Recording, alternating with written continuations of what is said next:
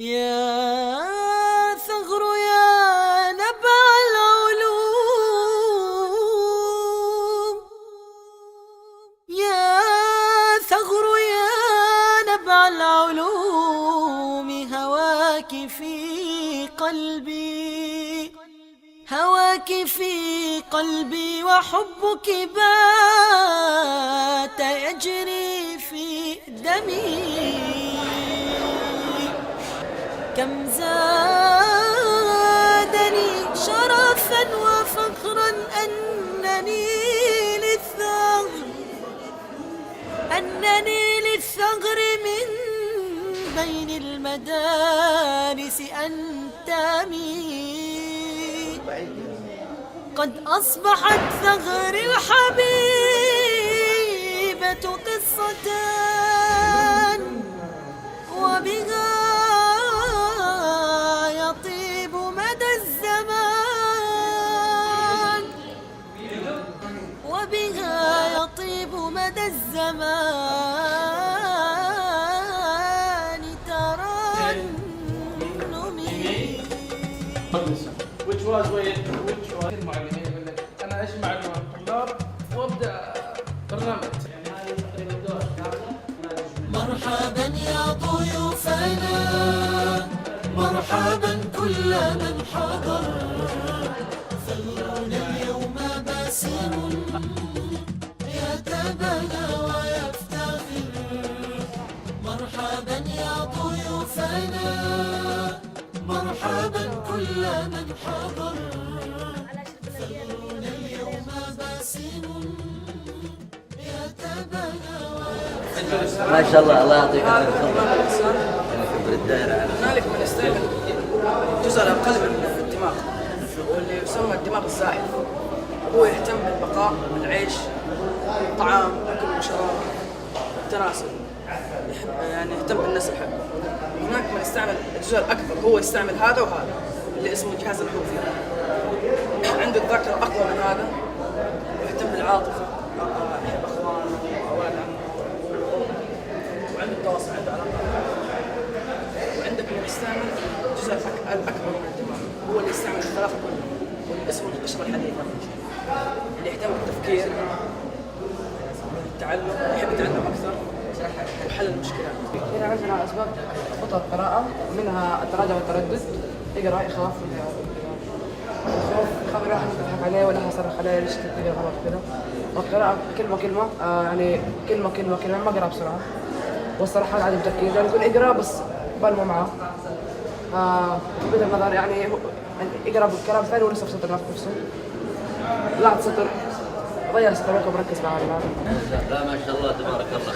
حقيقه نشكر مكتب التربيه انه خلانا نمر عليكم ونشوف هذه التجربه الرائعه. هذه بالنسبه يا اخوان للمعلمين، دربناهم كيف المعلم يطبق البرنامج هذا. طبعا اول شيء صمم الحلقه الرباعيه، الحلقه الرباعيه طبعا في تحضير واثاره من المعلم للطالب، عرض الماده، كيف يعرض الماده التعليميه داخل الفصل، التمرين والتكامل، والاداء والتطبيق. هذه كيف المعلم في بدايته يجهز الماده العلميه. بعد كذا يخاطب كل الانماط، عندنا جسدي وسمعي وبصري وفكري.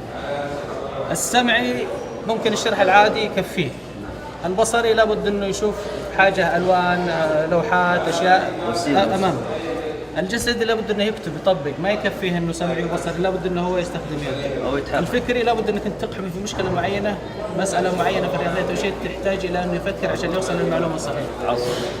صمم برنامجك ترتكز على النشاط اللي هو الحركه. يعني كثير من المدراء التقليديين والمعلمين التقليديين يبغى الطالب كالطاوله. تدمير الدماغ، من اسباب دمر الدماغ مال الافطار، يعني الفطور يعتبر من اهم الواجبات في اليوم، لازم نتناول الفطور. الطعام الجائز لازم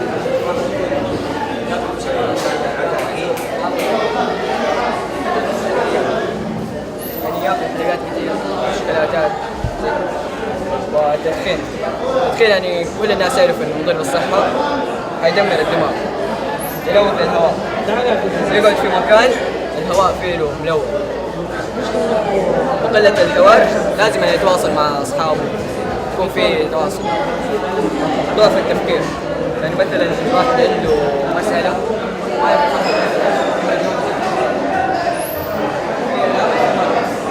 واحد يكون تعبان تغطية الرأس عند النوم، لما ينام يغطي رأسه. قلة النوم، يعني كثير من الطلاب يسهروا ويناموا الساعة 2 3 وهذا يدمر الدماغ. أول نبدأ عندنا نفصل الدماغ ينقسم إلى قسمين، دماغ أيمن ودماغ أيسر. الدماغ الأيمن هو اللي فيه أشياء ترفيهية، الأشياء الكمالية، والدماغ الأيسر هو اللي فيه أشياء رسمية. لأنه تقرأ أعداد، تقرأ أرقام، هذه أشياء معينة لا تتغير. الأرقام ما حد يقدر يغيرها، اللغة ما حد يقدر يغيرها، ولكن عندنا المشاعر، الموسيقى، الإبداع، الألوان. طبعا الشخص لازم يكون عنده توازن بين الفصين الدماغ. لابد أن يكون في توازن حتى يكون سلس مع الآخرين.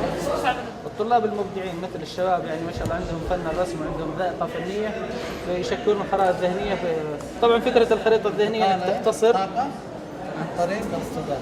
تختصر الكلام اللي في الكتاب لان اغلبه شرح اغلبه شرح يحول الى خريطه بحيث انه ياخذ المفاتيح المعلومات. ولما يكون عندك تقنيه القراءه السريعه الاشياء اللي موجوده هنا بالخريطه يعني في اشياء محدده يكون ما هو انه ناسيها فيرجع عليها على الكتاب. تقنيه القراءه السريعه تخلص ثبت المعلومه. ايوه هذا له علاقه بانتقال اثر التدريب بالضبط من الذهن من اليد للذهن. بالضبط يعني لانه هذا المعلومه هنا تثبت ما تضيع لانه لا تحفظ. هذول اليدويين يعني احنا عندنا في التعلم السريع الاربع انماط. النمط السمعي اللي هم يحبون انه الشرح العادي. النمط البصري لابد انك تعلق لك لوحه، لابد انه المعلم يكتب في السبوره يشوف.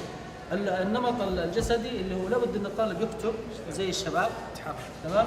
لانه اذا شاف وشاف الصوره وسمع اذا بس كذا لابد انه يكتب. اذا اشترك اكثر من حاسه 3 حواس بالضبط نعم في تثبيت المعلومه مع التنس. ممتاز. الشيء تدخل في الذاكره ومع التنس. الشيء اللي اعلى من كذا اللي هم الفكريين، والفكريين طبعا اللي هم العلماء، فلذلك تحس ان الواحد ممكن يجلس لك 20 سنه عشان يطلع فكره واحده، يفكر وكيف جت وكيف وصلت وكيف فلاسفه يعني. الفلاسفه هذا عندهم محدود. برنامج التعلم السريع هذا ديف ماير جلس فيه 20 سنه. السلام عليكم. السلام عليكم.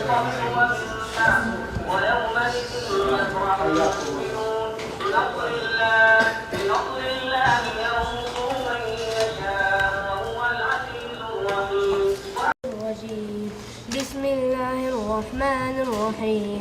ألف لام ميم غلبت الروم في أدنى الأرض وهم من بعد غلبهم سيغلبون في بضع سنين لله الأمر من قبل ومن بعد ويومئذ يفرح المؤمنون بنصر الله ينصر من يشاء وهو العزيز الرحيم. اولا بسم الله عرفت بنفسي رئيس نافينجا. احنا الحين حناخذ التعلم الكلاسيكي اللي هو كان قبل التعلم السريع اللي احنا الحين بناخذه. اول شيء دماغ الزواحف. دماغ الطالب، تفكير الطالب في التعلم الكلاسيكي انه زي دماغ الزواحف، انه اول ما يشوفك يعني زي الحين اول ما يشوفك يحاول يهرب منك حتى لو وقع عليك بدون تفكير، يحاول يهرب منك باي طريقه. هو تفكير الطالب في التعلم الكلاسيكي زي كذا، يحاول يخلص من المرحله دي عشان يطلع اللي بعدها واللي بعدها يطلع اللي بعدها. هو جامع يفكر في الزواج طوال مره واحده عشان يخلص.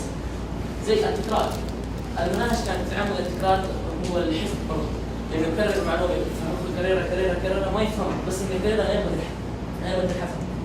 الحفظ هو اكبر شيء عند الطالب، يحفظ اكبر شيء يقدر يحفظه من نفس المنهج ونفس المعلومات اللي بياخذها. يجي وقت الاختبار يستظهر كل المعلومات اللي يحفظها يديها يحطها في الاختبار زي كوبي بوست، يحطها في الاختبار. تيجي تساله بعد الاختبار ايش الاسئله اللي انت اخذتها؟ صفر ولا شيء. تجاهل المشاعر. لما يجي مثلا طالب يكون في الفصل مثلا استاذ جاي يجي يخبط الباب زي كذا، فالطالب نفسه يكون مو مرتاح، يحس انه المدرس حاقد عليه كذا، يعني يربط الطالب ما انت عارف كيف. فنفس مشاعر الطالب حتكون كذا تعبان، ما حيسمع الدرس كويس، ما حيعرف. صوت المعلم يكون خايف من المعلم، يعني يحط كأنه رهاب المعلم، هذا المعلم إذا سأله حيضربه، إذا سأله وجاوب غلط حيضربه. فعشان كذا نفس المعلومة ما توصل للطالب وما يقدر يسأل ويعرف ايش موضوع الدرس. الخوف من الرسوب، أكبر هم عند الطالب الخوف من الرسوب، يعني يحاول يفرق بين غش أي شيء، يعني المهم إنه ما يرسم، مع إنه شيء عادي، المهم إنه يتعلم من خطأه ويرجع يكرر. تجاهل الإبداع، مثلا أكبر مثال إنه معلم الرياضيات لما يجي يديك درس ويديك واجب، الطالب مثلا يحاول يبدع فيه، جاء ذاك الواجب بطريقه غير، يقول المدرس يقول لك ليه انا اديتك طريقه امشي عليها، تبي تعال تدرس مكان احسن. فهذا تجاهل ابداع الطالب، وابداع ما الطالب ما حيقدر يبتكر. كبداية عندنا الاعتماد على العقل والجسد. فيما سبق كانت الدراسات القديمة تقول انه الاعتماد على العقل فقط، ولكن الان في التعلم السريع اصبح الاعتماد على العقل والجسد. اعتمد على الجسد كيف؟ انه الطالب يقوم يشرح درس، يكون محضر للدرس، يكون في تفاعل بين الطلاب في الحصه عن طريق المجموعات، فهنا يعتمد على عقله وجسده في نفس الوقت. التعلم خلق المعرفه الاستهلاكيه. كيف يكون التعلم خلق المعرفه الاستهلاكيه؟ اني احاول اطور المعلومات، اني استقبلت معلومه احاول اطورها. الان اخذت معلومه تعريف اي شيء في الكتاب، احاول اني الخصه، اضيف عليه شيء، انقله شخص غيري بصوره افضل مما استقبلته من الشخص. اذا فعلت هذه الاشياء في التعلم السريع وطبقت هذه الاشياء بشكل سليم، سوف تجد دماغك يمتص المعلومات بصوره واضحه طيبه. في الختام نسال الله ان يوفقنا لما فيه الخير والفلاح. طبعا الاستاذ محمد معلم اول اللغه الانجليزيه، والحقيقه هو اللي كان وراء المشروع هذا. الحقيقه المشروع كتغيير فكره تعليم اللغه الانجليزيه عند الطلاب كلهم، بحيث انه الطلاب اصبحت تعليم اللغه الانجليزيه عندهم شيء عادي، يعني ما في شيء جديد. طبعا الحمد لله طبعا بالدعم قدرنا الحمد لله بعد تامين الغرفه ان نامن هذه الاشياء كلها بالاضافه الى السطوره الالكترونيه والكمبيوتر. طبعا الطالب صار مرتبط فيه شخصيا عن طريق الانترنت، عن طريق موقع الفيسبوك، وعن طريق ايميلي الشخصي، وعن طريق موقع شخصي لي انا شخصيا، سواء في الواجبات او في الاختبارات او في التواصل حتى مع اوليائهم. يعني يقدر او اي ولي امر يقدر يطلع على المستوى طبعا في ماده انا شخصيا، يقدر يطلع على تحسن مدى التحسن، الاختبارات، طريقه سير. بالعربي ولا بالانجليزي؟ بالانجليزي. يا رب أسألك التقى في كل حال والرضا عما تعلم والعفو عما قد مضى. يا رب أسألك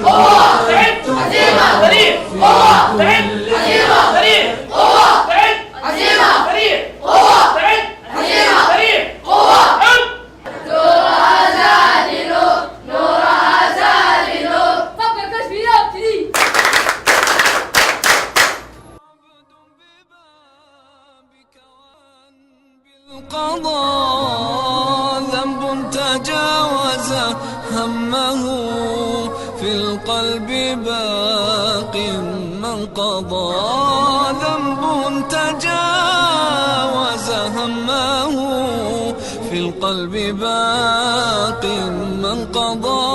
يا ربي أسألك التقى في كل حال والرضا والستر عما تعلم والعفو عما قد مضى. من لي سواك مخلصي